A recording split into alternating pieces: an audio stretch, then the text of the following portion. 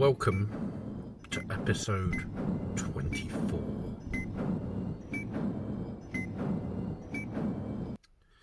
So, I probably should have made this video yesterday before making a video today, mainly because I've been feeling calm,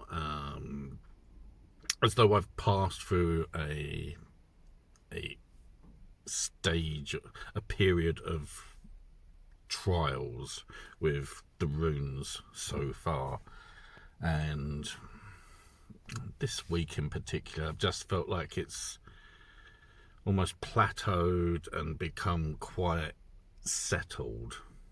But of course I haven't made a video of that, and now that I am going to be talking about the rune I picked on Wednesday,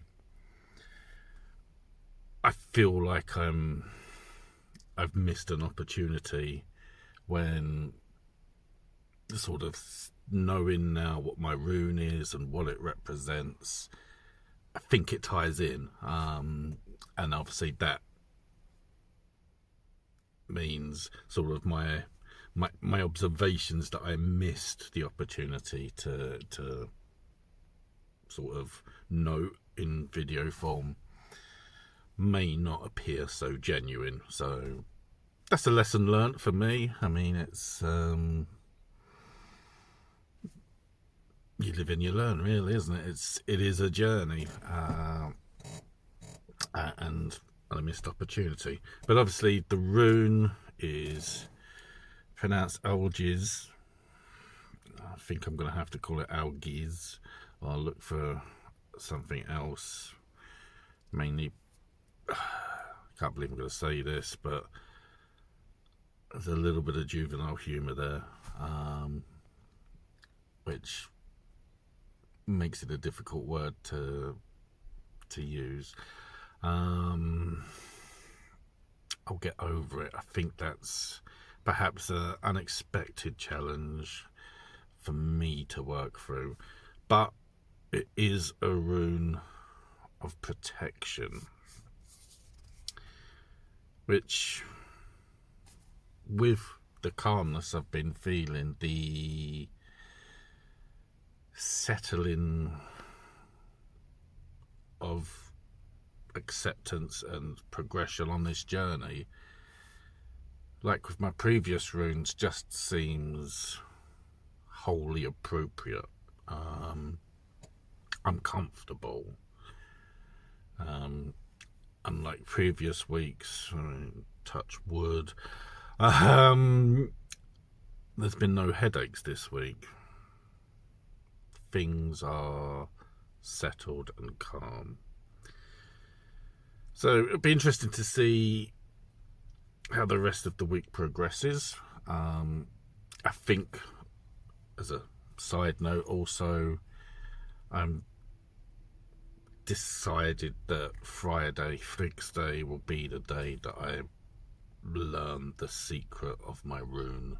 I look it up. Let's get that knowledge as a small honour and dedication towards Frig, who, if you've watched my videos and that, you know that I am sort of, as part of my journey, is to connect better to Frigg, not just Odin, but Frigg is in herself a mystery.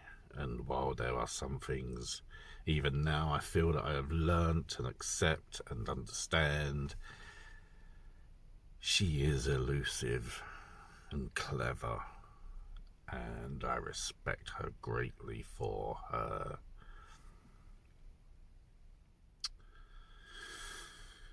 demeanour, even acknowledging and seeing that it means that there's very little known about Frigg. But that's our problem, not Frigg's problem. So I've had, since having my dream about the runes floating in water, I've had a couple of, I don't know, contemplations, almost meditations on that dream, thinking about it, having it, I don't know, simmer in the back of my brain, thinking about it. And sort of to add to the dream image I had of the runes just being their energy floating in this dark water that felt at the time like a bowl. One of the things that sort of I didn't mention in that previous video is that the runes glowed green, and it's only afterwards, and again, it's something you sort of we relate it to other images we have more often than not from pop culture, and it's just that the green of the runes glowing, obviously floating in the water.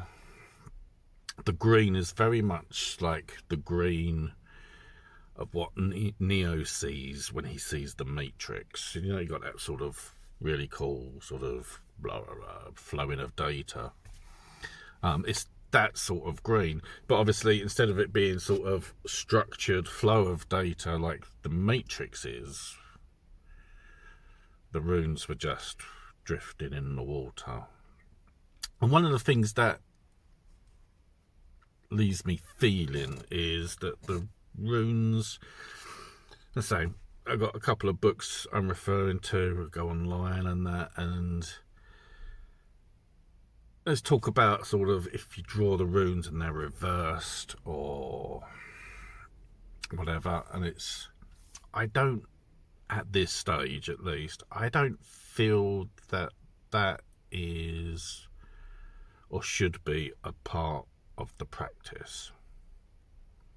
Now, I'm an amateur, and I will go, I am an amateur. I am progressing for a runic journey, and I'm nowhere near the end of that, so I may well be wrong. I can accept that. It's just, I don't feel currently that however we perceive the rune has any relevance to the rune itself. The runes as their form in energy is constant. Say it might be that they float in water or they float in a space, thing for us to connect to,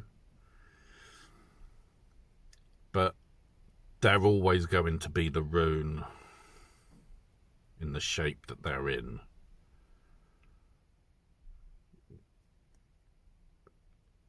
We hold on to that rune and its shape doesn't change. It is what it represents. Obviously, our perception of it, we can look at it. I mean, I've been very specific when I'm drawing my runes to sort of hold them up as they are drawn, and I've not had any of them really in reverse as I've drawn them, and it's what it is. I mean, that may well be an indicator of why I feel the way I feel currently, and that further down the line that may change. And yet sort of I'm reaching a point where I'm comfortable going down this journey, settled, and this is a strong feeling that, yeah, some of the books may sort of go, if you have the rune in reverse, it has these alternate meanings. But I think that's perhaps over scrutinizing the runes in a physical form. If we do such things as, you know, dropping runes onto the floor to get a reading, or how we use them, when, say, at its, I suppose, purest level, the runes are what they are as energy. And we ain't going to be changing that. They are what they are. But you can disagree with me. I mean, I say, I'm an amateur. I'm making my way through this journey, and I also think we make these runes work for us in ways that we are comfortable with. They reflect off of us, perhaps. It is a line of thinking at this moment as I progress. And I feel like I'm repeating myself a little bit now, so I've probably said all I need to say. And obviously, I have a rune of protection. When I drew it, I recognised it as a rune of protection, having used it for protective purposes. Again, a part of my journey doing things this way is that I am learning the runes' names and the images in a far greater cemented way into myself, so that I don't have to pick up a book to reference it. It's so that I can see the rune, recognise it, name it, and increase my knowledge and my relationship with runes.